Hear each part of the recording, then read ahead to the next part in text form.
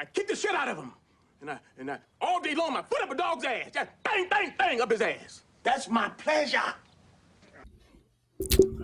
And it is my pleasure to be with you guys today. Yeah, man. It was a lot of that in game two. Hey, welcome to the show. Welcome to Rumbling with the Thunder.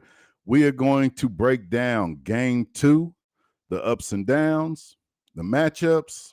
We're going to do it all here today. Let me get myself together.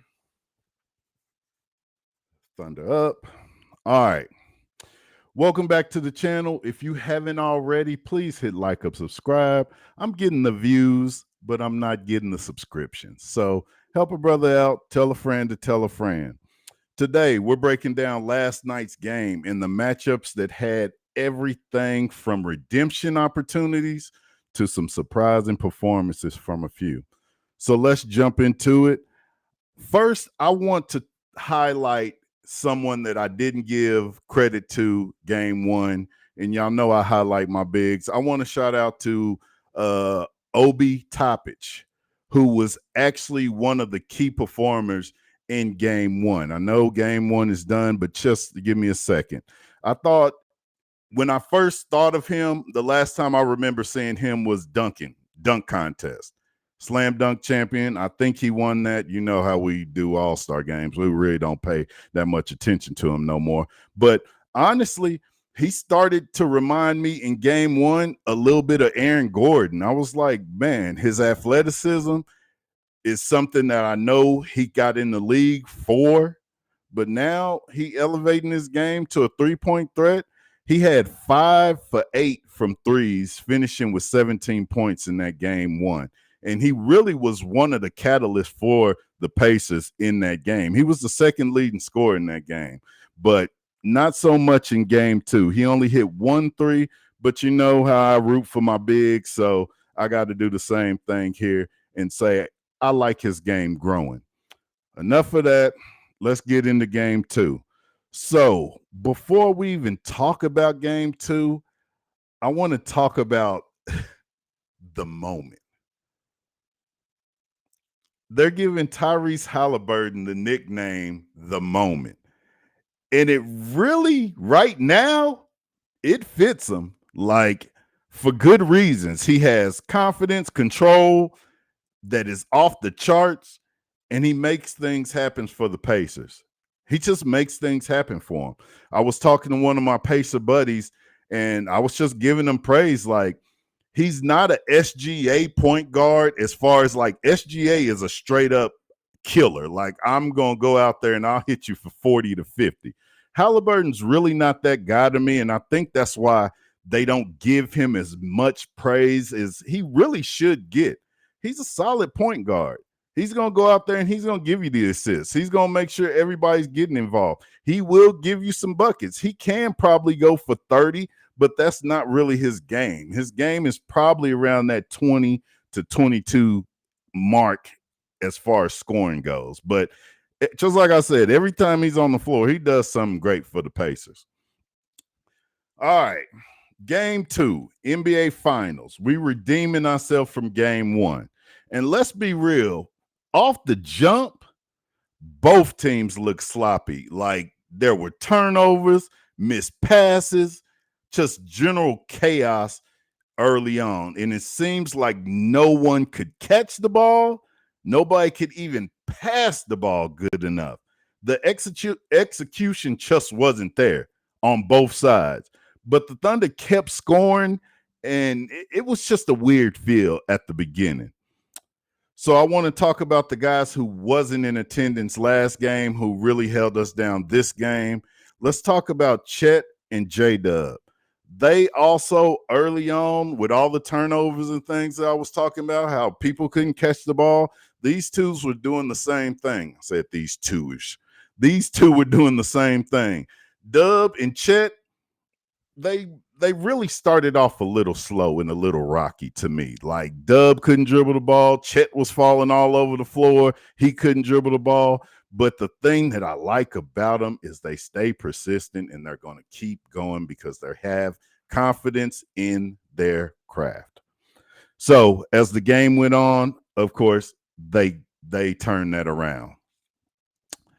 things that I was noticing, and they actually talked about it on the broadcast, and I agree with it, and I've actually always agreed with it. Just like I was talking earlier about Hansborough and how his passing is really well with the Pacers. Not so much for Shea. And please hear me out before y'all hang me out to dry. Please don't change the channel. Like, I'm not taking anything from SGA. He's our guy. He's our MVP. He's our all-star. He's all of those things. He's an elite scorer. But sometimes, and y'all see it, sometimes he drives to the hole. He holds on the ball way too long. And you see guys who's open, whether it's Isaiah Joe, whether it's Wiggins, whether it's Kaysen, whether it's any of these players that's open, and he holds it so long, waiting to decide whether he's going to put it up or whether he's going to pass it. And I really think he should just drop it off quicker. I really think he should pass it to these open guys earlier and often. Because honestly, let's not be fools. Like, SGA can get his shot anytime he wants. He can get to his spots anytime he wants. But just the eye out on that. And the other thing that really, it is crazy. He's so talented. He's so good. But SGA can't throw alley oops. He cannot throw oops. He can't.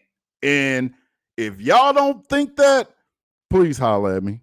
Please hit me in the chat. Please hit Big Lance in the chat and tell me that SGA is a superb alley-oop and playmaker. And we can have that debate. I'm fine with that. I am absolutely fine with that. But that doesn't get away from the things that he does for the team.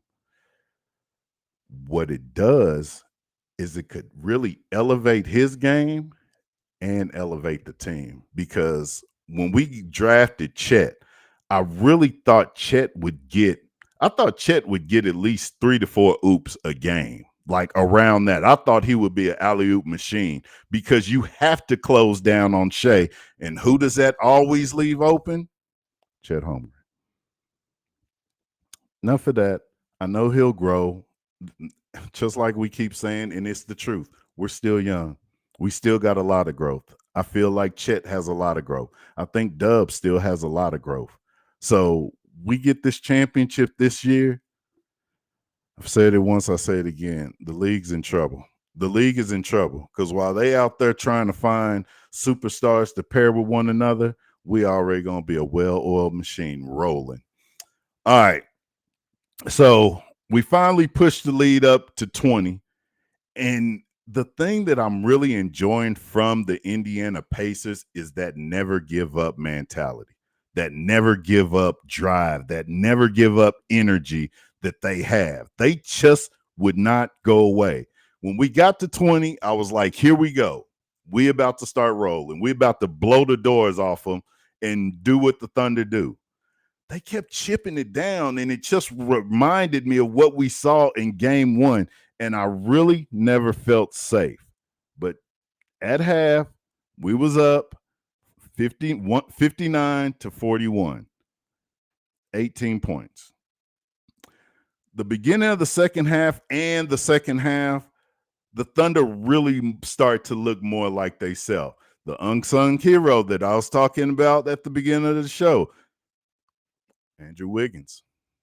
Wiggs, we haven't seen him in a while. And I will highlight a lot of the players on the bench at the end of this program, but right now, Wiggins looked fantastic.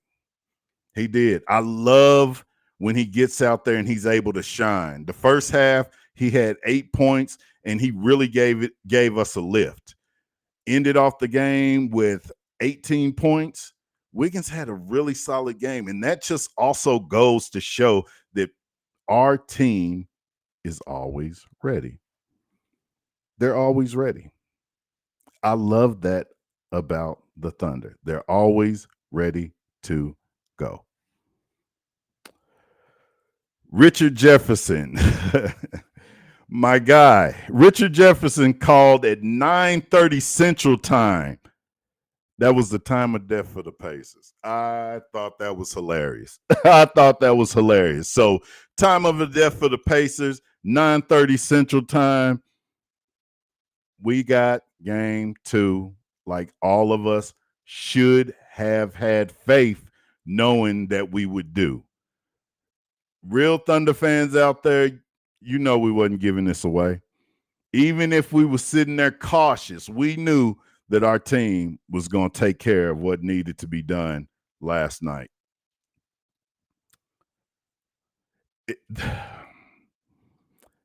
The game, even when it was over, I still didn't even know that the Pacers started taking their starters out. I'm really sitting over here, not on pins and needles. I wasn't stressed about the game, but I was cautious, like, all right, let's just make sure we put them away. I didn't even know they waved the white flag. I was blown away by that. So with that, Thunder close out the game, 123-107, even the series, one each, headed to Indy. We're headed to Indy, and y'all know it is going to be a dogfight with the same energy that Paycom holds. Indiana's about to do the same thing. Some people would say Indiana is the mecca of basketball. You know, the Hoosiers down there. We coming to check y'all out. We coming to check y'all out and to see what y'all about. I'm excited to see this. I personally feel like we'll split. I think coming back to Oklahoma, we'll be tied 2 each. Hopefully taking the lead in game 5, game at a time, one game at a time. But you guys will enjoy this game 3. It's going to be nice to get the same type of energy from another fan base other than our own, because they wear the shirts too. We wear the shirts and they wear the shirts. So we'll be looking forward to what kind of heckling and gestures that they have and some of their fan favorites. You know, we got ours and they have theirs. So closing out the show, I want to get serious. I want to get in depth. I want to talk about lineups and coaching decisions. First, before I even get started, I want y'all to know that I've always said, with the way Mark Dagnall has got us here, you can't really criticize what he's done. But as Thunder fans and as fans in general, we see things throughout the season and we see things throughout the playoffs, and it just has us scratching our heads sometimes. So I want to address some of those and really would like you guys to hit me in the comments and let me know if y'all feel the same. So right now, I want to get into players rotation, the bench, coaching decisions, just lineups. I want to touch on this because I know a lot of Thunder fans are asking why certain people aren't playing, and I really agree with you guys. First, I just got a lineup of highlights that I just want y'all to check out, and these are highlights of just the 2 bigs on the floor. This is where I feel, and every Thunder fan really should feel, like we are strong. So check these plays out. So right here, you got Topic, who's about to drive past Hartenstein. With Chet just sitting there in the middle, that's a weapon that is waiting. Let's see what happens. Comes over, block shot. That's a part of the 2 bigs out there on the floor. Here we go right here. Hartenstein to Joe, the back door. Those are plays that Hartenstein can only make. Chet doesn't pass the ball as well as Hartenstein. When you don't have him out there with Chet, man, they just open up the floor. I really hope he does go back to this lineup. And here goes another one. You have to respect Hartenstein in the middle, because if he cuts to the middle, he'll dunk on you. He'll get an easy dunk. So you got to push him out, which Brian is doing. They overplay Chet, pump fake, 3. Here's another one.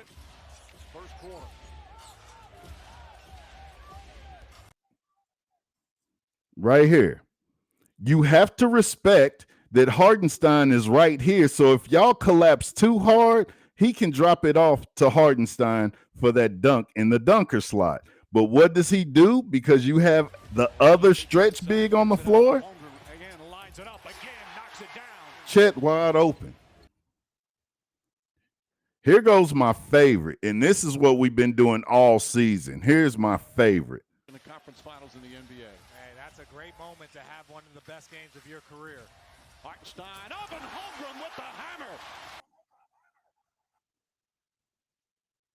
You can't say enough about that. What was that? How many clips did I just show? 5?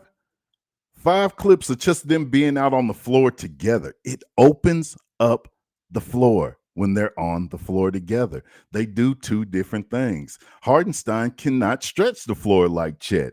Chet can't pass the ball like Hardenstein. Like, they open up the game for each other, and I really feel like not playing the double bigs, we miss out on so many opportunities.